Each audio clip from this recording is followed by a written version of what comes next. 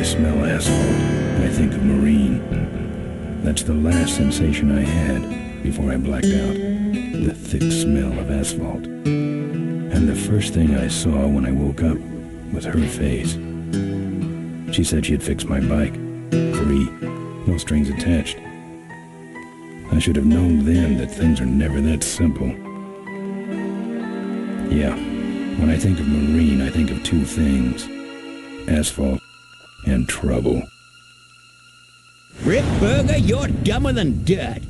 Oh, Mr. Corley, if you'd only listen to my plan, my vision. I know your plan, Rip Burger.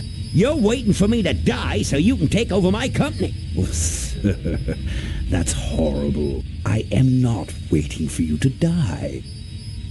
You know I've never liked you, Rip.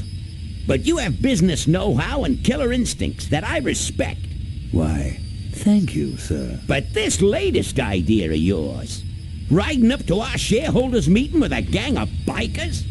Who do you think you're fooling? The shareholders, sir. It's good PR to be seen hobnobbing with real Corley Motors customers. What do you know about our customers, Adrian? You've never even been on a bike. Well, you know I'd be on one right now, sir, if it weren't for my destabilizing inner ear condition. Ah, your ears are fine. It's what's between them that scares me.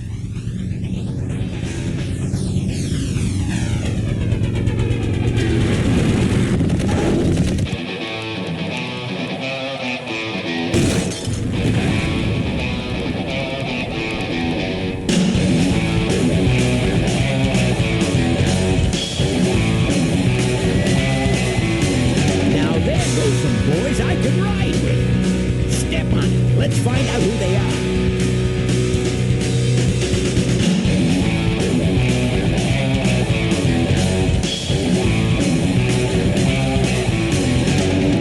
December 61, my dad's wager line.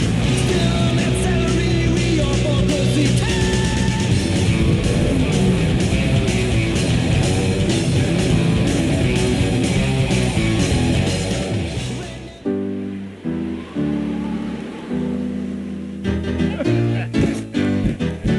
Hey, Ben. You know, Ben, we're broke. Yeah? And if some cash doesn't come our way soon, we're in big trouble. Relax. I have a feeling something's coming our way. Something big.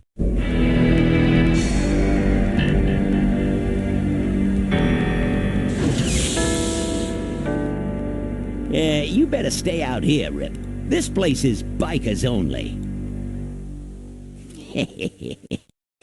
All right. Who's the guy that drove over my car?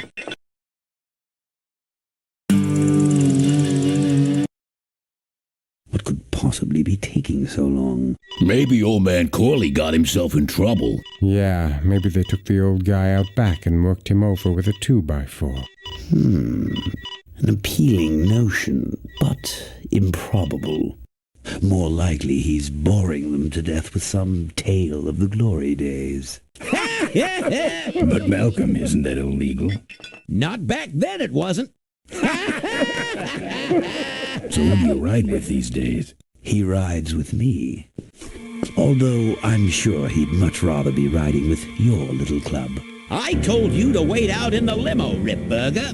I thought you might like some help with your sales pitch, sir. Sales pitch? Yes. We have come here today to offer you and your men employment. Mr. Corley requires an escort to the annual Corley Motors shareholders meeting. Does this look like an escort service to you? You would be well compensated for your time, of course. Not interested. It's fairly obvious that you could use the money. Listen, I said we're not for rent. The Polecats are not goons for hire. Not even if it were Malcolm Corley's dying wish. Rip Burger, that does it. I'm gonna...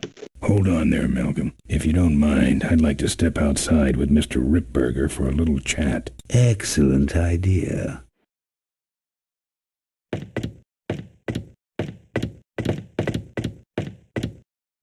And the doctor says he only has a few months to live. That's bad news for all of us. He's not just a nice guy. He's also the last motorcycle maker in the country. What happens to Corley Motors if he dies? Don't worry. I have a plan. And if you come to the shareholders' meeting with us, you'll find out what it is. No dice, Ripburger. The Polecats are not thugs for rent. If you want to buy muscle, you should go find the Rottweilers. The old man says it's the Polecats or nothing. Then I guess it'll have to be nothing. And that's your last word? That's it. Well, I'd like to make you just one final offer.